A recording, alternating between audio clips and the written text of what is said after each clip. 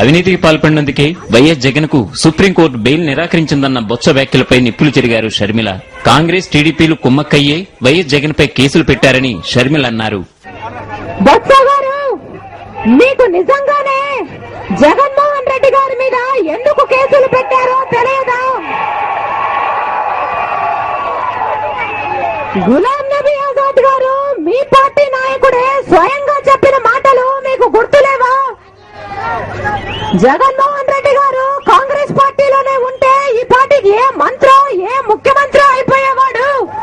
కేవలం కాంగ్రెస్ పార్టీని వదిలినందుకే ఈ రోజు ఇన్ని అష్ట కష్టాలు పడుతున్నాడని గులాం నబీ ఆజాద్ గారు స్వయంగా ఒప్పుకుంటే మీకు ఆ మాటలు అర్థం కాలేదా బొత్స గారు అని అడుగుతున్నాం.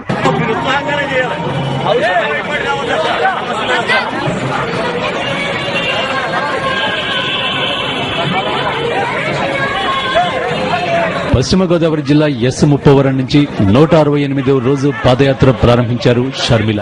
మహానేత తనయకు కొవ్వూరు నియోజకవర్గం ప్రజలు అడుగడుగునా నీరాజనాలు పట్టారు. షర్మిల రాకతో ప్రతి ప్రాంతం జన సంద్రమైంది. ప్రతి చోట తాము సైతం అంటూ షర్మిల వెంట అడుగులో అడుగు వేశారు పల్లె జనం.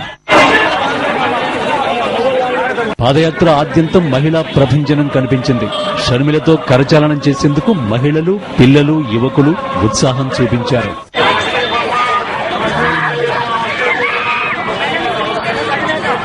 వికలాంగులు సైతం ఎంతో ఉత్సాహంగా పాదయాత్రలో పాల్గొన్నారు. పాదయాత్ర సాగిన దారుల్లో మహానేత విగ్రహాలను ఆవిష్కరిస్తూ పలుచోట్ల విగ్రహాలకు పూలమాలలు వేసి నివాళులర్పించారు షర్మిల. రాజన్న రాజ్యం రావాలంటూ మరో ప్రజా ప్రస్థానంలో షర్మిల వెంట స్వచ్ఛందంగా కదం తొక్కుతున్నారు పశ్చిమ గోదావరి జిల్లా ప్రజలు. కాంగ్రెస్ టీడీపీల పేరెత్తితేనే ప్రజలు మండిపడుతున్నారు.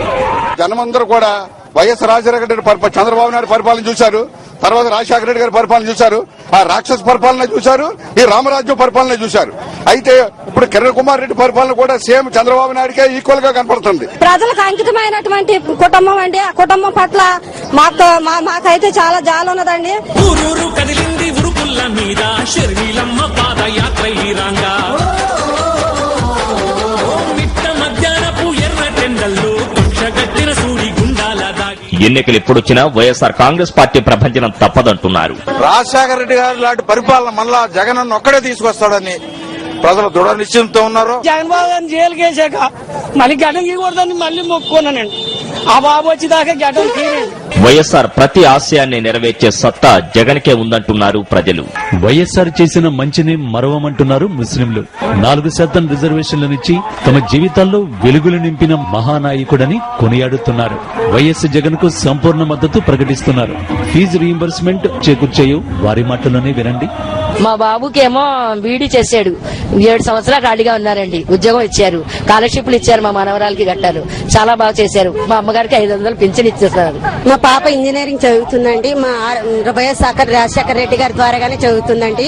మా బాబుకి ఆపరేషన్ అయ్యిందండి చెయ్యికి. ఆయన ద్వారాగానే ఆపరేషన్ కూడా ఫ్రీగా చేశారండి. నేను షర్మిల గారు జగన్ అన్న వెనకాలే ఉంటామండి. మేము ఆయనకేమో కృతజ్ఞతలు చెప్పుకుంటా ఆయన వెనకాల. వైఎస్ఆర్ హయాంలో ఉన్నంత భరోసా ఇప్పుడు లేదంటున్నారు ముస్లింలు. తమ సమస్యల గురించి పట్టించుకునే నాథుడే కరువయ్యాడంటున్నారు.